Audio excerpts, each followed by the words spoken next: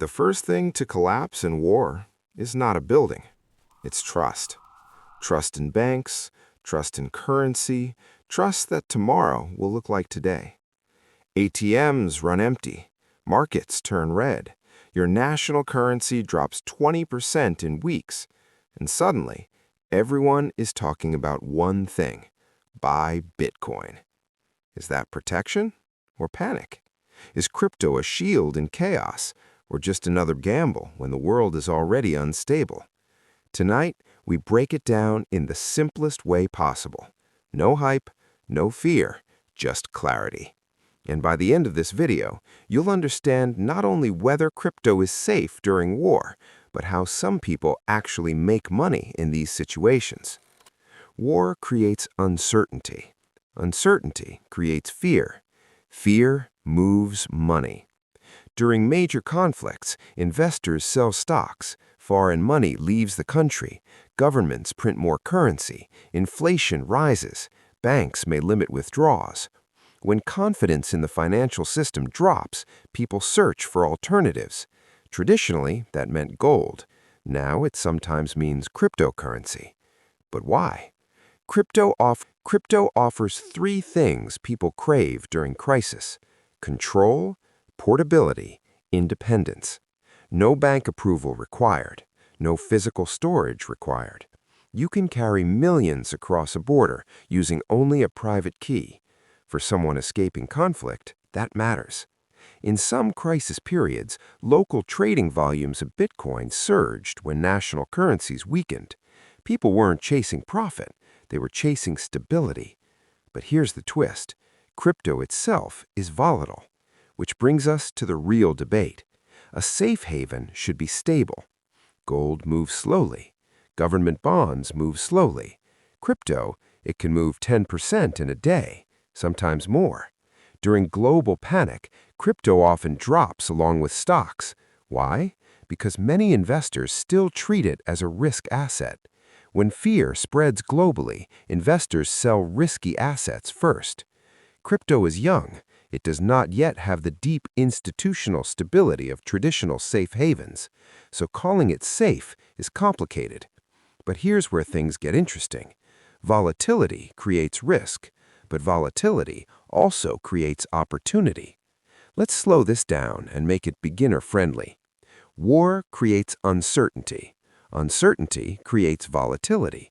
Volatility creates price swings.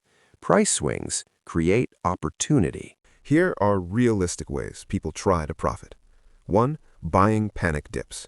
When fear hits, markets often overreact. Crypto can drop sharply in days. Long-term investors sometimes buy during extreme panic, not randomly, but gradually. They don't invest everything at once.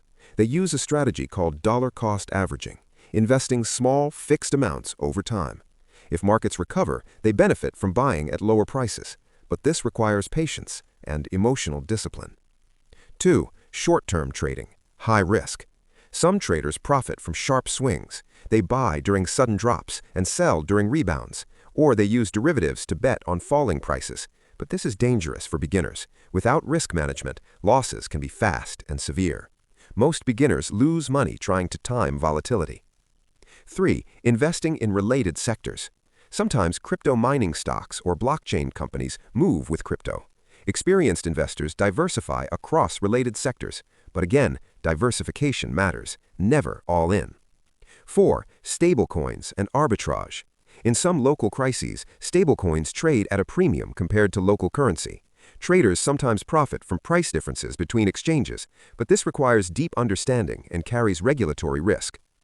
5. Long-term positioning.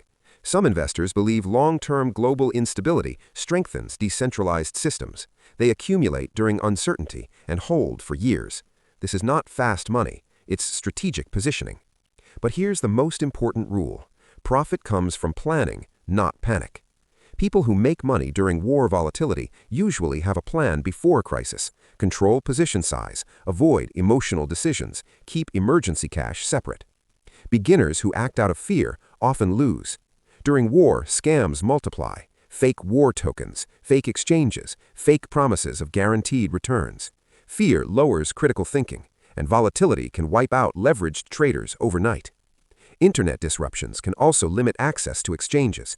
Governments may impose restrictions. Liquidity can disappear. So while opportunity exists, so does extreme danger. If you are new, here is a balanced approach. Never invest emergency money. Keep a diversified portfolio. Avoid leverage. Invest gradually, not emotionally. Understand what you're buying. Crypto is a tool, not magic. It can protect in some scenarios. It can destroy wealth in others. Wisdom is knowing the difference. War tests everything: governments, currencies, technology, human psychology. Crypto is powerful. It offers freedom, it offers portability, it offers independence from traditional systems, but it does not eliminate risk. The people who survive financially during conflict are not the boldest, they're the calmest. They plan before panic, they think before reacting. So maybe the real safe haven is not gold, not Bitcoin, but discipline. Because in chaos, the greatest profit often belongs to the most patient mind.